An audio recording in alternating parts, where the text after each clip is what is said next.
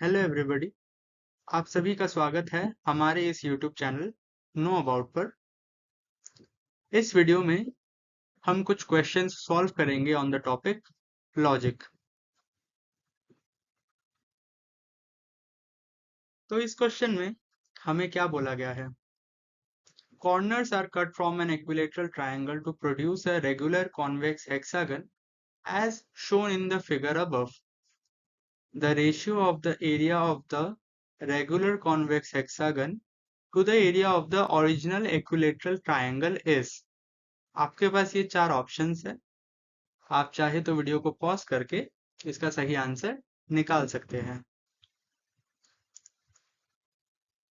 तो इसका सही ऑप्शन है ऑप्शन ए।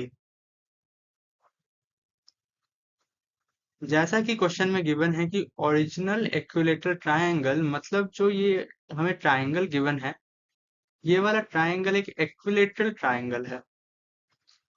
अब इसमें से ये जो है, ये एक हमें रेगुलर हेक्सागन हमें बनाना है। मतलब ये जो शेडेड पोर्शन है, ये वाला ये एक रेगुलर हेक्सागन है। हमें सिंपली पता है कि जो रेगुलर हेक्सागन है उसके जो एक्सटीरियर एंगल्स होते हैं ना, वो 60 डिग्री होते हैं। ऐसे अगर आप इसको ऐसे अगर सॉलिड लाइन से कर देते तो ये वाला एंगल 60 होता। सिमिलरली ये वाला एंगल आप ऐसे ले लेते, ऐसे। अगर आप क्लॉकवाइज घूमते, सिमिलरली एंटी क्लॉकवाइज की तरफ, आपको ये वाला एंगल 60 मिलेगा, ये वाला एंगल 60 मिलेगा, ये वाला। ऐसे ही आपको ये सारे एंटी क्लॉकवाइज की डायरेक्शन में 60 मिल जाएंगे। तो आप अगर देखेंगे कि ये तीन ट्रायंगल जो हमने काटे इस बड़े ट्रायंगल से ताकि हम एक रेगुलर हेक्सागन बना सके, ये तीन भी इक्विलेटरल ट्रायंगल्स है। अब आप अगर देखेंगे कि ये जो अंदर वाला रेगुलर हेक्सागन है, इसका कोई एक सेंटर होगा, और इस सेंटर से अगर हम सब इसको ज्वाइन कर देंगे तो जो हमारे पास बनेगा ना एक ट्रायंगल, वो एक रेगुलर सॉरी वो एक इक्विलेटरल ट्रायंगल होगा। जहां पे ये उसकी जो तीन साइड्स होती है, हमें जैसे पता है, वो इक्वल होंगी क्योंकि वो इक्विलेटरल ट्रायंगल है।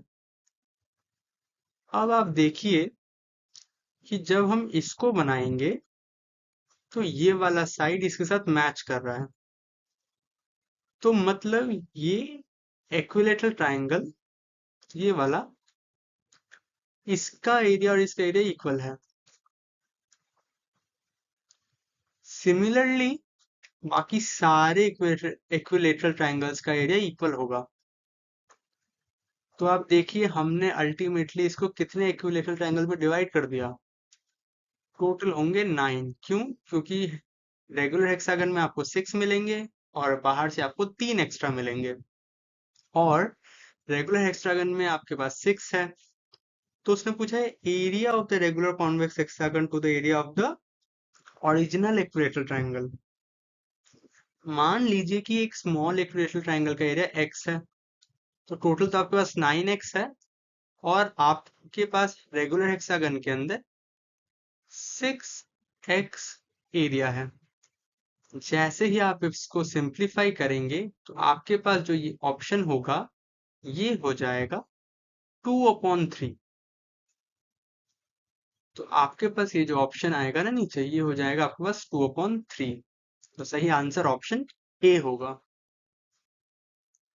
इस क्वेश्चन में हमें ये बताया गया है कि in the above figure O is the center of the circle and M and N lie on the circle. The area of the right triangle MON is 50 centimeter square. What is the area of the circle in centimeter square? आपके पास ये चार options है। आप चाहे तो video को pause करके इसका सही आंसर निकाल सकते हैं।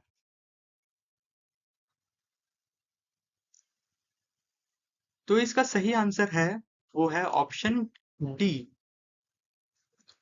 अब देखते हैं हमारे पास ये गिवन है कि वो सेंटर है। इसका एरिया हमारे पास यहाँ पे गिवन है, जो कि है 50 सेंटीमीटर स्क्वायर। तो अगर आप देखेंगे कि इसका जो एरिया है जो कि है ये 50 सेंटीमीटर स्क्वायर, ये इक्वल हो जाएगा 1/2 आर स्क्वायर के इक्वल, क्योंकि ये वाला डिस्टेंस जो है O से N तक, ये आपके पास R होगा, और जो M से O है वो भी आपके पास R होगा। तो यहां से आपके पास जो R की वैल्यू आएगी ना, I am sorry, R square की अगर हम पहले वैल्यू निकालते हैं तो आर स्क्वायर की जो वैल्यू आएगी वो आपके पास आ जाएगी सबसे पहले 100। तो अगर आर स्क्वायर की वैल्यू अगर 100 आती है तो यहाँ से आर की वैल्यू आपके पास आ जाएगी 10। और ऐसा भी आप उतना भी ना करके बस यहीं तक छोड़ दीजिए। हमें पता है कि सर्कल का जो एरिया होता है वो होता है पाई आर स्क्वायर। दोनों तरफ अगर हम पाई से इंटू कर देते हैं तो ये सर्कल का एरिया इक्वल्स टू हो जाएगा 100 पाई के इक्वल। तो सही आंसर ऑप्शन डी होगा।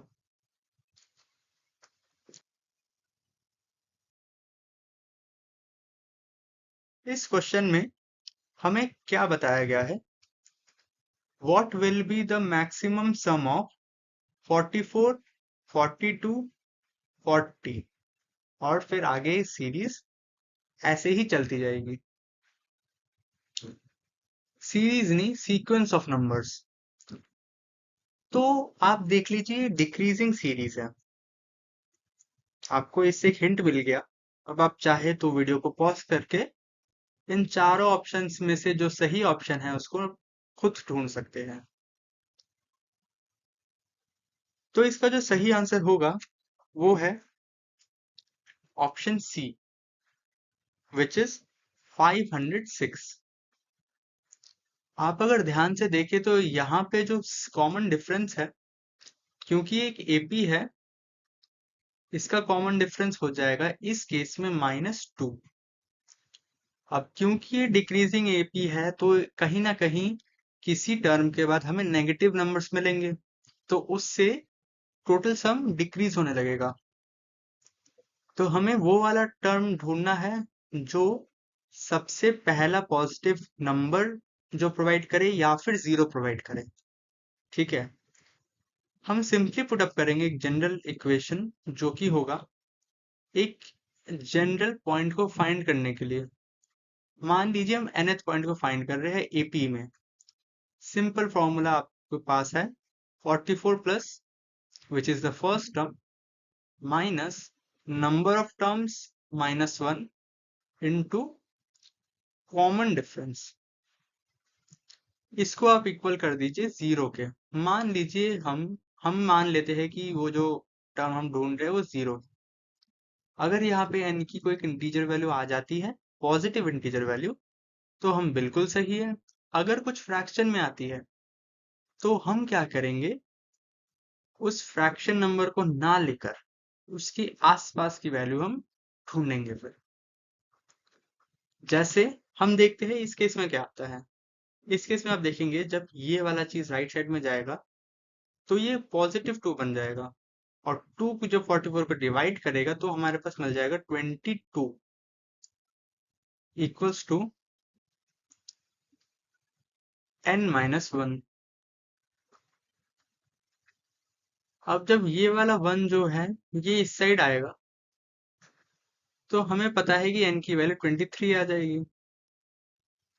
तो सिंपली हमारे पास अगर कोई पॉजिटिव इंटीजर आ रहा है तो हम मान सकते हैं कि हमारा जो नेगेटिव टर्म, मतलब जो टर्म हमें पहली नेगेटिव वैल्यू देगी उसके पहला वाला जो टर्म होगा वो 0 होगा। हम ऐसा मान सकते हैं। तो मतलब हमें सिंपली मैक्सिमम सम के लिए पहले 23 टर्म्स का सम देना है।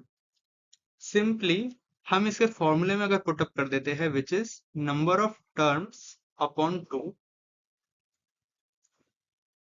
और ब्रैकेट में हो जाएगा फर्स्ट टर्म विच इज 44 और प्लस लास्ट टर्म, मतलब इस केस में 23rd टर्म।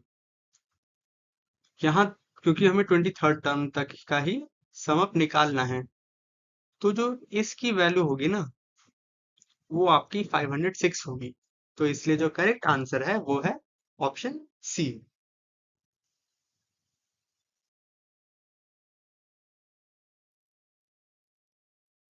इस क्वेश्चन में हमें ये बताया गया है कि if the list of letters P, R, S, T, U is an arithmetic sequence, which of the following are also in arithmetic sequence? अगर P, R, S, T, U arithmetic sequence में है, तो इन तीनों में से कौन सा या फिर कौन से एक से ज्यादा भी arithmetic sequence में हो सकते हैं? आपके पास ये चार ऑप्शंस है। आप चाहे तो वीडियो को पॉज करके खुद इसका सही सॉल्यूशन निकाल सकते हैं। तो इसका जो सही आंसर होगा वो होगा ऑप्शन बी। अब आप देखिए कि अगर ये एपी में होता है तो इसमें कॉमन डिफरेंस होगा जो कि होगा डी। अभी अगर आप हर एक टर्म को अगर 2 से इंटू करते हैं ना फर्स्ट स्टेटमेंट के हिसाब से, तो आपके पास जो कॉमन डिफरेंस हो जाएगा ना वो हो जाएगा 2d। अगर आप सेकंड स्टेटमेंट के हिसाब से 3 को माइनस करते हैं हर एक टर्म से, तो आपके पास जो कॉमन डिफरेंस होगा वो डी ही रहेगा। फर्स्ट केस में कैसे, मैं आपको बताता हूं। क्योंकि फर्स्ट टर्म क्या है, p। सेकंड टर्म नॉर्मली क्या होना चाहिए, p plus D, which is r। ये हमारे पास r है। अब जो स्टेटमेंट 1 है उसमें फर्स्ट टर्म है 2p, और जो सेकंड टर्म है ना वो है 2r, मतलब 2p plus 2d। 2p plus में 2d, मतलब first term plus common difference which is 2d। But third term में आपके पास कॉमन डिफरेंस जो होगा वो हम चेक कर लेते हैं। जैसे p माइनस 3 आपके पास फर्स्ट टर्म है, सेकंड टर्म है r माइनस 3, मतलब p प्लस डी माइनस 3। इसको हम लिख सकते हैं p माइनस 3 प्लस में d। तो अब देखिए आपको यहाँ पे फर्स्ट टर्म तो वही, फर्स्ट टर्म आपका चेंज होता है बट कॉमन डिफरेंस आपका सेम रहता है, ये फिर भी एपी बनाएगा। बट जो थर्ड स्टेटमेंट है उसमें आप देखिए जो कॉमन डिफरेंस होगा वो, उसमें कॉमन डिफरेंस में आपके पास टर्म्स भी इन्वॉल्व होंगे। जैसे जो सेकंड टर्म होगा वो होगा आपके पास R square which is equals to P square plus D square plus 2pd। यहाँ पे आपके पास फर्स्ट टर्म इन्वॉल्व है, ठीक है, कोई दिक्कत नहीं है। जो थर्ड टर्म होगा एस स्क्वायर वो हो जाएगा आपके पास, जनरली वो होगा आपके पास p प्लस 2d, बट जब आप स्क्वायर करेंगे तो वो हो जाएगा आपके पास p प्लस 2d, मतलब p square plus 4d square, 4d square plus 4pd।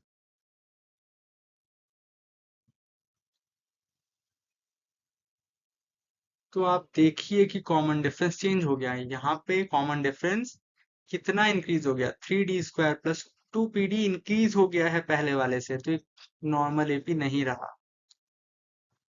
यहाँ से यहाँ पे इंक्रीज कितना हुआ है, 3pd स्क्वायर यहाँ पे और 2pd यहाँ पे। तो सही आंसर होगा ऑप्शन बी। इस क्वेश्चन में हमें क्या बोला गया है, The difference between the sum of first two n natural numbers and the sum of first n odd natural numbers is। आपके पास ये चार ऑप्शंस है। आप चाहे तो वीडियो को पॉज करके इसका सही आंसर खुद निकाल सकते हैं। हमें पता है फर्स्ट एन नेचुरल नंबर्स का समेशन। आपको एक हिंट मिल गया है, आप इसकी हेल्प खुद ले सकते हैं। तो जो इसका सही आंसर होगा वो होगा option B, N square plus N.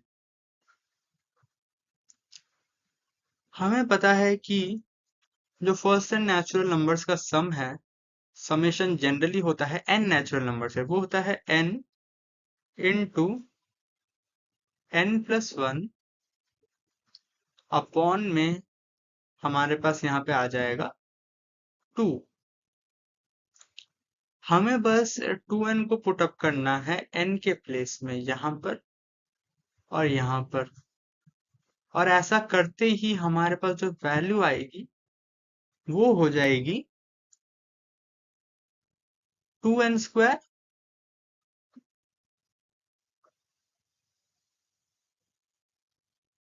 Plus में आ जाएगा हमारे पास n। तो आप देखिए कि 2n जब यहाँ पे होगा तो 2 से 2 कट जाएगा, यहाँ पे n बचेगा जो कि 2n के साथ इंटू होकर 2n स्क्वायर बनाएगा, प्लस में आपको 1 के साथ इंटू होके n मिल जाएगा। अब हमें बोला गया है कि n और नेचुरल नंबर्स का समेशन, फर्स्ट एन और नेचुरल नंबर्स। आप इसको एक एपी की तरह ले सकते हैं जो कि होगा 1, कॉमन डिफरेंस इज 2 तो 3 हो जाएगा, then again 5 with common difference 2, और ऐसे ऐसे चलता रहेगा। तो जब आप इसका जनरल एपी के फॉर्मूले से निकालेंगे तो इसका जो आंसर आएगा वो हो जाएगा एन स्क्वायर। अब आपको सिंपली इससे इसको माइनस करना है, तो आपके पास ऑप्शन बी आ जाएगा एज आंसर। तो सही आंसर है ऑप्शन बी। तो आज के लिए बस इतना ही। Thank you. Please like, share and subscribe.